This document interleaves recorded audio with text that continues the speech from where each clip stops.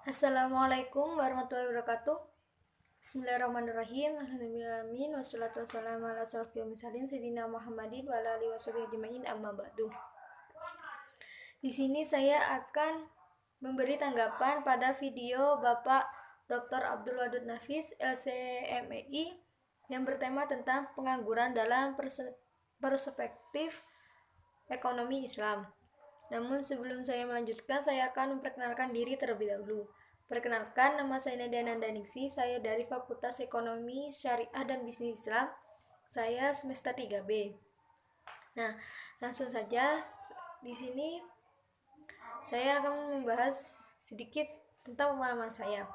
Nah, yang pertama ya harus kita di sini yang pertama harus kita pahami ialah apa sih pengertian dari pengangguran itu sendiri. Pengangguran adalah orang yang masuk dalam angkatan kerja 15 sampai 64 tahun yang sedang mencari pekerjaan dan belum mendapatkannya. Inilah definisi dari pengangguran itu sendiri.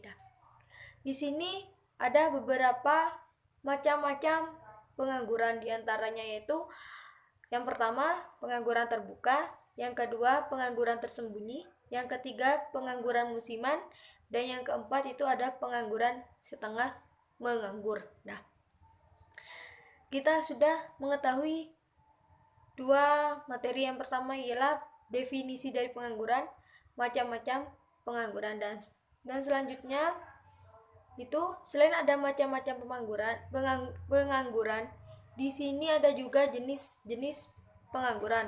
Antara lain yang pertama pengangguran friksional, yang kedua pengangguran siklikal, yang ketiga pengangguran struktural, dan yang keempat pengangguran teknologi.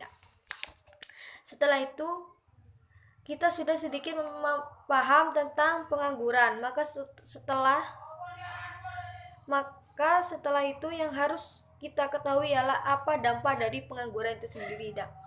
Di sini ada beberapa dampak dari pengangguran. Yang pertama, menurunkan pendapatan per kapita dan pertumbuhan ekonomi.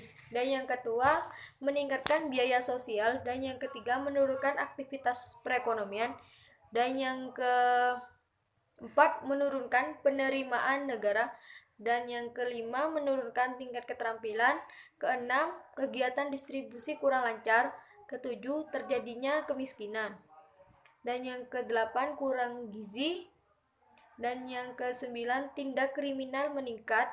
Dan yang ke-10 produktivitas tenaga kerja rendah. Dan yang terakhir itu upah yang rendah. Dan inilah dampak-dampak dari pengangguran. Dampak dari adanya pengangguran ini sangat besar. Dan yang paling besar ialah tindak kriminal. Jika kita sudah, kan kebanyakan sekarang ini banyak yang menganggur, jadi kebanyakan yang menganggur itu memilih jalan pintasnya itu dengan tindak kriminal seperti begal, pencopetan, dan mencuri dan sebagainya gitu. Jadi pengangguran ini berdampak buruk bagi masyarakat. Di sini ada beberapa penyebab pengangguran.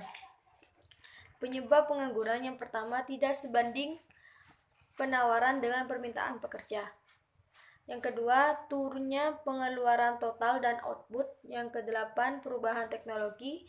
Yang ketiga, perubahan teknologi. Yang keempat, waktu yang dibutuhkan untuk mencari pekerjaan. Di sini ada beberapa cara untuk mengatasi pengangguran. Yang pertama, menyelenggarakan bursa tenaga kerja. Yang kedua, informasi lowongan kerja. Yang ketiga, memberikan pelatihan kerja. Yang keempat, membuka lapangan kerja sebanyak-banyaknya. Yang kelima, meningkatkan peredaran modal usaha. Dan yang keenam, meningkatkan jiwa kewirausahaan. Yang terakhir, transmigrasi. Inilah solusi-solusi untuk mengurangi angka pengangguran. Ada juga di sini pengangguran dalam ekonomi Islam. Terbagi menjadi dua, yaitu pertama pengangguran jabariyah atau terpaksa, dan yang kedua pengangguran hiyariyah atau pilihan. Nah, ada juga solusi pengangguran dalam perspektif ekonomi.